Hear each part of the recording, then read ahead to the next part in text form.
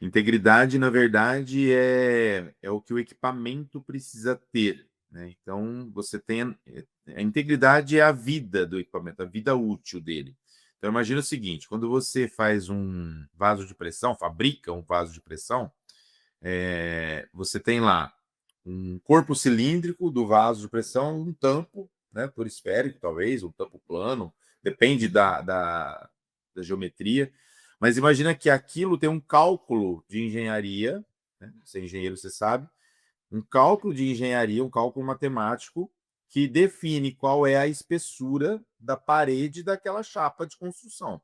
Então, vou Tá. dar um exemplo aqui, um blowdown, né, que é um equipamento que fica próprio compressor de alta pressão do biometano já. Então, o blowdown é um equipamento grande que ele tem lá uma parede, uma chapa de 12,7 milímetros de espessura. Então, eu tenho que saber qual que é o material de fabricação, se ele foi fabricado com o material correto, qual é o tipo de solda que foi feito naquele equipamento. Aí já entra a parte da mecânica, né? Mas imagina que esse equipamento ele vai ser íntegro desde que ele atenda às normas técnicas, que aí já não é mais uma norma trabalhista, que é a NR13. A norma técnica seria o código ASME, né? Uhum. Ou a D2000, ou uma Euronorma, enfim, depende qual é o tipo de fabricante, de onde ele vem. Mas imagina que aquela espessura que foi definida através de um cálculo, ela é uma espessura mínima. Então, quer dizer que eu tenho que construir, fabricar aquele equipamento uma espessura acima daquilo, porque automaticamente eu consigo ter o quê? Anos de vida daquele equipamento, que é a vida remanescente, a vida útil do equipamento, né? Igual nós, seres humanos, temos aí uma vida útil, o equipamento também, e ele precisa talvez de uma manutenção e assim por diante. Mas, resumindo,